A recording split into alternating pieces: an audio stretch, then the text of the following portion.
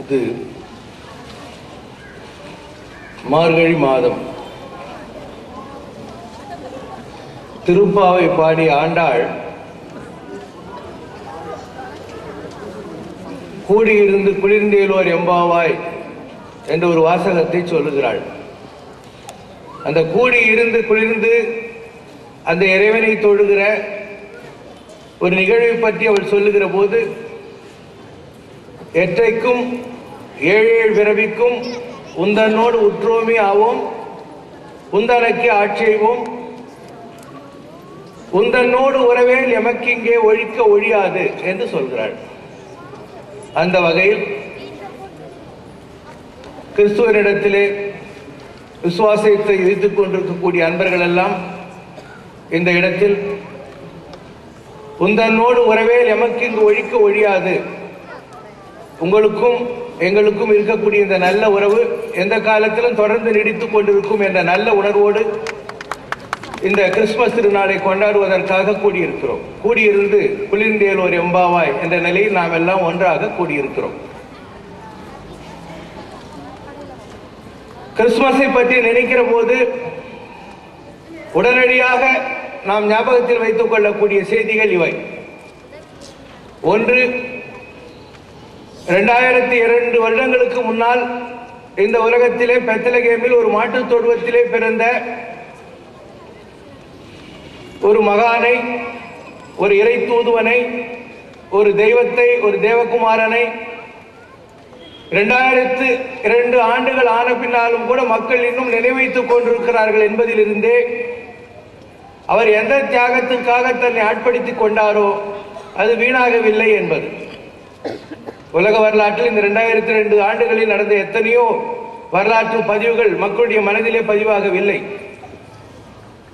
ஆனால் ஒரு மாட்டுத் தொழுவத்திலே பிறந்த இயேசு பிரானுடைய நினைவு உலகத்தின் எல்லா நாடுகளிலும், உலகத்தின் 50% என்று சொல்லக்கூடிய ஜனத்தொகைக்கு அதிகமாகவும் இன்றைக்கும் கூட மிகப்பெரிய திருவிழாவாக, உலக திருவிழாவாக கொண்டாடப்படக்கூடிய நிலையில் இருக்கிறது என்பது செய்தி ஒன்று.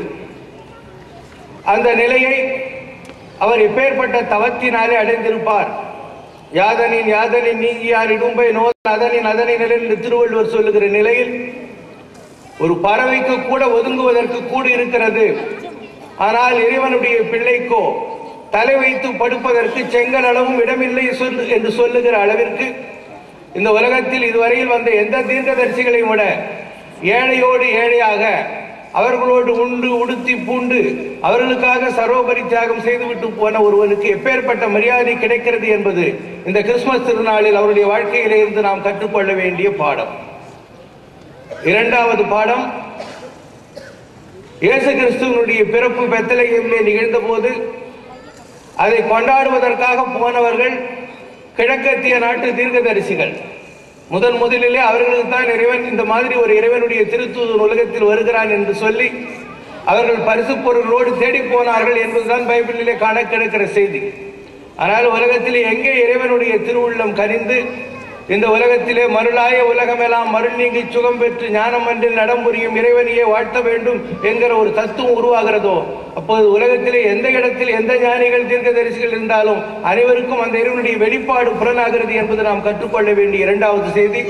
அந்த வகையில் கிழக்கத்திய நாட்டை சார்ந்த நாமெல்லாம் கூட முதலிலே அந்த செய்தி நமக்கு தெளிவாக்கப்பட்டு நம்முடைய நாட்டு கிழக்கத்து பகுதியில் இருந்து தீர்க்கதரிசிகள் சென்று இயேசுவை வாழ்த்தி வணங்கினார்கள் என்பது கற்றுக்கொள்ள வேண்டிய இரண்டாவது பாடம். மூன்றாவது, இயேசு அவருடைய ஜனனத்திற்கு முன்னால் கேப்ரியல் என்ற திருத்தூதுவன் விண்ணிலே இருந்து முழங்கிய வாசகங்கள் உலகத்திலே சகல ஜீவர்களுக்கும் சாந்தியும் சமாதானமும் உண்டாவதாக. இதான் நாம் சிந்திக்க வேண்டிய கேள்வி. 2002 ஆண்டுகள் ஆகிவிட்டன. கேப்ரியலுடைய வாக்கு பொய்யாக இருக்க முடியாது, இயேசுவினுடைய சக்தி பொய்யாக இருக்க முடியாது. ஆனால் உலகத்தில் ஏன் இன்னும் சாந்தி வரவில்லை, உலகத்தில் ஏன் இன்னும் சமாதானம் உண்டாகவில்லை என்பது நாம் சிந்திக்க வேண்டிய கேள்வி. வள்ளல் ராமலிங்க அடிகளார் அவர்கள் சொல்லுகிறார்கள், இறைவன் அவரை அழைத்து ஒரு வாசகம் சொன்னானாம். பேய் பிடிப்புற்ற பிச்சுப்பிள்ளை மதங்களாலே என் மக்கள் மாண்டு போயினார். பேயும் பிடித்து பைத்தியம் பிடித்த மாதிரி என்னுடைய பிள்ளைகள் அடித்துக் கொண்டு சாகிறார்கள். புறத்தே வெளுத்து அகத்தே கருத்த இஜகத்தை திருத்த இறைவனாலே வருவிக்கருற்றேன் என்று சொல்கிறார். வெளியிலே சிகப்பாகவும் வெள்ளையாகவும் இருக்கிறான், ஆனா உள்ளத்திலே அழுக்கு படிந்து கருப்பாக இருந்து கொண்டிருக்கிறானே, அவனுக்கு போய் நல்ல உணர்வை கொடு, அன்புதனில் செழித்திடும் வையம் என்று சொல் என்று இறைவன் அவனுக்கு ஒரு பணியை இட்டதாக வள்ளலார் சொல்கிறார். உலகத்தில் சாந்தியையும் சமாதானத்திற்கும் உண்டாக்குவதற்காக வந்து தன்னுடைய வாழ்வையே சிலுவையிலே சர்வபரி தியாகம் செய்து தன்னுடைய எதிரிகளை கூட father forgive them for they know not what they do என்று சொல்லி மன்னித்து விட்டு போன ஒரு மாமனிதர், ஒரு இறை தூதுவர். அவருடைய தியாகம், அவர் ஏற்றுக்கொண்ட அந்த சிலுவை தழும்புகள் இந்த உலகத்திலே சாந்தியை கொண்டு வராமல் போனதற்கு, இந்த அளவும் கூட சாந்தியை தேடி நம்முடைய பயணங்கள் தொடர்ந்து கொண்டிருப்பதற்கு காரணம் இறைவன் அல்ல, இறைவனுடைய தூதுவராக இந்த உலகத்திலே வந்த இயேசுபிரான் அல்ல, நாம். எந்த மக்களுக்காக இப்படிப்பட்ட தியாகங்கள் செய்யப்பட்டனவோ அந்த மக்கள் அன்பை விட்டுவிட்டு இன்றைக்கு அடித்துக்கொண்டு மாண்டு போய் கொண்டிருக்கிறார்கள். ரொம்ப அழகாக ஒரு ஆங்கில நாவல் இருக்கிறது, அதனுடைய பேர் இல்யூஷன்ஸ். அதை எழுதிய நண்பர் பேர் ரிச்சர்ட். அதில் ஒரு காட்சி, ஒரு ப்ராஃபட் ஒருவர் வருவாதில் எல்லா மக்களையும் கூப்பிடுவார். ஒன்றுமே சொல்லாமல் ஒரே ஒரு வாசகம் சொல்வார், ஐ குவிட் அப்படின்னார். நான் இந்த வேலையை விட்டுட்டு போக போறேன், I am no more going to play the role of a prophet என்று சொல்வார். எல்லாரும் how can you do that? அதற்கு அவர் சொல்வார், ஒரு பாறையின் மேலே 2 நண்டுகள் இருந்தன. ஒரு நண்டு இன்னொரு நண்டிடத்தில் சொன்னது, எவ்வளவு நாளைக்கு தான் இந்த மாதிரி நாம பாறையில போர் அடித்துக் கொண்டு உட்கார்ந்து கொண்டிருப்பது, இந்த சலசலத்து ஓடுகிற நதியோடு நானும் கொண்ட குதித்து போய் இந்த இன்பத்தை எல்லாம் மாந்தி கழித்து விட்டு வருகிறேன் என்றது. இந்த நண்டு சொன்னது, no no that is definite death என்றது. கட்டாய மரணத்துக்கு காரணமாகிவிடும். நம்முடைய நண்டு சொன்னது, instead of definite death, instead of definite boredom, I prefer definite death என்று சொன்னார். ஒரு உப்புச்சாரமற்ற வேடிக்கை மனித வாழ்க்கையை வாழுவதை விடவும், தேடி சோறு விதம் தின்று பல சின்னஞ்சிறுகதைகள் பேசி மனம் வாடி துன்பமிக விழன்று பிறர் வாட பல செயல்கள் செய்து கொடும் கூற்றுக்கு இறையனப்பின் மாயும் வேடிக்கை மனித வாழ்க்கையை வாழ்வதை விடவும், instead of definite boredom, I prefer definite death என்று அந்த தண்ணிக்குள்ளே குதித்தது. அழகாக போய் அந்த ஆனந்தத்தை எல்லாம் பார்த்து விட்டு வந்து இந்த நண்டிடம் சொன்னது, ஏ நண்டே, நீ இந்த பாறையின் மேலே உட்கார்ந்து கொண்டு ஏன் இப்படி வாழ்நாளை வீணடித்துக் கொண்டிருக்கிறாய்? நான் உனக்கு காணாத காட்சிகளை எல்லாம் காட்டுகிறேன், என்னோடு வா என்று சொன்னது. இந்த நண்டு அதன் பின்னால் போவதை விட்டுவிட்டு பாறையை இன்னும் சரியாக கெட்டியாக பிடித்துக் கொண்டு ஜெய் நண்டு பாபாக்கு ஜெய் என்று சொல்லிக் கொண்டிருந்தது. இந்த உலகத்தில் எவ்வளவு மகான்கள் வாழையடி வாழை என ஒரு வள்ளல் திருக்கூட்டம் நமக்கு வழிகாட்டுவதற்காக வந்தது. அவர்கள் காட்டுகிற வழியை போவதிலே விட்டுவிட்டு, அவர்கள் காட்டிய வழியையும் தொலைத்து விட்டு, வழியையும் போக்கிவிட்டு நாம் அவர்களை வாழ்த்து சொல்லிக் கொண்டிருக்கிறதுனால தான் 2002 வருஷமாகியும் இந்த மண்ணில் இன்னும் மகிழ்ச்சி வரவில்லை. என்றைக்கு இயேசுநாதர் அவர்கள் சொன்ன பகைவனுக்கு அருள்வாய் நன்னெஞ்சே, ஒரு கன்னத்தில் அடித்தால் இன்னொரு கன்னத்தை காட்டு என்ற உணர்வு இந்த மண்ணிலே இருக்கிறவர்களுக்கு வருகிறதோ, அன்றைக்கு இந்த உலகத்திலே எல்லாரும் கிறிஸ்தவர்களாக மாறிவிட்டார்கள் என்று அர்த்தம். குருநானக் அவர்கள் இருந்தார்கள். ஒரு முறை அவர் சாலையிலே சென்று கொண்டிருக்கிற போது ஒரு பெண்மணி அவளுக்கு இருந்த வாழ்க்கையினுடைய சலிப்பினாலே இந்த சாணி மொழிகி கொண்டிருந்த குருணியை தூக்கி அந்த துணி அவர் முகத்தில் அடித்தாள், பிச்சைக்கார பசங்க என்று சொல்லி. அவர் அதை கண்ணிலே ஒற்றி வீட்டுக்கு எடுத்துக்கொண்டு போய் அழகாக துவைத்து உலர்த்தி சிறிய சிறிய திரிகளாக வெட்டி ஒரு அகல் விளக்கிலே போட்டு ஒவ்வொரு நாளும் விளக்கேற்றி, இறைவனே, அந்த பெண்மணிக்கு எவ்வளவு கஷ்டங்களை கொடுத்திருந்தால் அவள் அப்படி நடந்து கொண்டிருப்பாள், நீ தயவு செய்து அவளுடைய கஷ்டங்களை தீர்க்க கூடாதா என்று கண்ணீர் விட்டு பிரார்த்தித்தார். அந்த குருநானக்கு தவம் எந்த அளவிற்கு வீணாயிற்று என்பது பஞ்சாபிலே நாம் பார்த்தோம். எதற்காக அவர் இந்த உதாரணத்தை தன்னுடைய வாழ்க்கையிலே சொல்லிவிட்டு போனாரோ அது வீணடிக்கப்பட்டு எப்படியெல்லாம் ரத்த ஆறுகள் ஓடின என்று நாம் பார்த்தோம். வேதாந்த தேசிகர் என்று ஒருவர் இருந்தார். அவரை அவமானப்படுத்த வேண்டும் என்று நினைத்து அவருடைய விரோதிகள் அவர் கதவை திறந்து கொண்டு வீட்டை விட்டு வெளியே வருகிற போது செருப்பு தோரணங்களை கட்டிவிட்டார்கள். அவங்க என்ன நினைச்சாங்க, இவர் கதவை திறந்து கொண்டு வருகிற போது செருப்புகள் முகத்தில் அடிக்கும், நாம் கிளாப் பண்ணி ரசிக்க வேண்டும் என்று நினைத்தார்கள். அவர் கதவை திறந்து கொண்டு வந்தார், செருப்புகள் முகத்தில் அடிக்கப்பட்டன.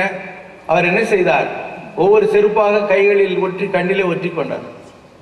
பார்த்தவர்களுக்கு ஒரு மாதிரி ஆகிவிட்டது.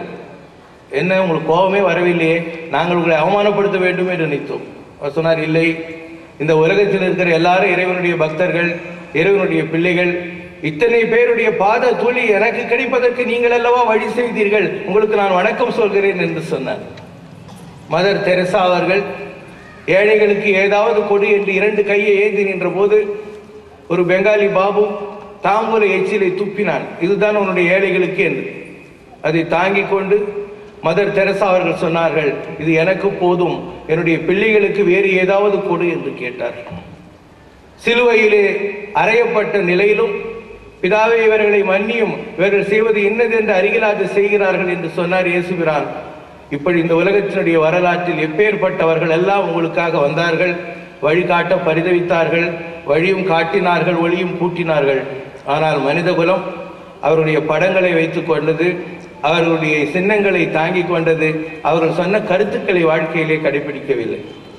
என்றைக்கு இந்த உலகத்தில் ஒரு இயேசுவனுடைய தியாகம் நம்முடைய தியாகம் என்று புரிந்து கொள்கிறோமோ, ஒரு ராமனுடைய தர்மம் நம்முடைய தர்மம் என்று தெரிந்து கொள்கிறோமோ, ஒரு புத்தனுடைய கருணை நாம் கடைபிடிக்க வேண்டிய கருணை என்று தெரிந்து கொள்கிறோமோ, இந்த உலகத்தில் இதுவரையிலும் அந்த எல்லா தீர்க்கதரிசிகளுடைய வாழ்க்கையில் இருந்து ஏதாவது ஒரு பாடத்தை கற்றுக்கொண்டு அதை நாம் வாழ்க்கையிலே கடைபிடிக்க முயல்கிறோமோ, அன்றைக்குத்தான் நாம் உண்மையிலே கிறிஸ்துமஸ் கொண்டாடியவர்களாக ஆவோம்.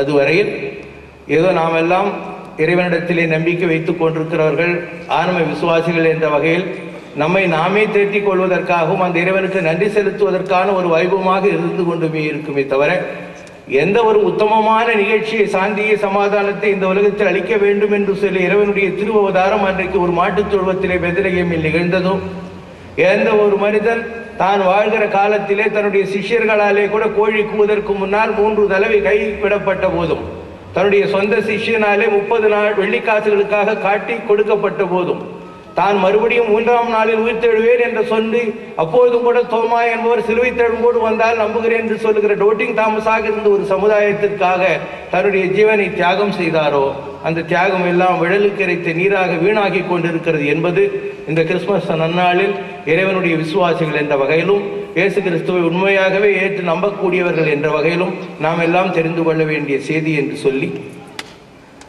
இங்கே கூடியிருக்கிற அனைவரும் நாம் சொல்லிக் கொண்டிருக்கக்கூடிய இந்த சிந்தனைகளை ஒவ்வொரு நாளும் இந்த கிறிஸ்துமஸ் திருநாளில் இருந்தாவது வாழ்க்கையிலே கடைபிடிக்கக்கூடிய பக்குவத்தை வளர்த்து கொள்ள வேண்டும். அந்த மாதிரி பக்குவத்தை அந்த இறைவன் நமக்கு கொடுக்க வேண்டும் என்று சொல்லி, அந்த இறைவனுடைய திருமலர் பாதங்களிலே நம்முடைய ஆன்ம மலராரை அர்ச்சித்து அவனுடைய திருநாமத்தினாலே உங்கள் அனைவருக்காகவும் பிரார்த்தித்து விடைபெற்றுக் கொள்கிறேன். வணக்கம்.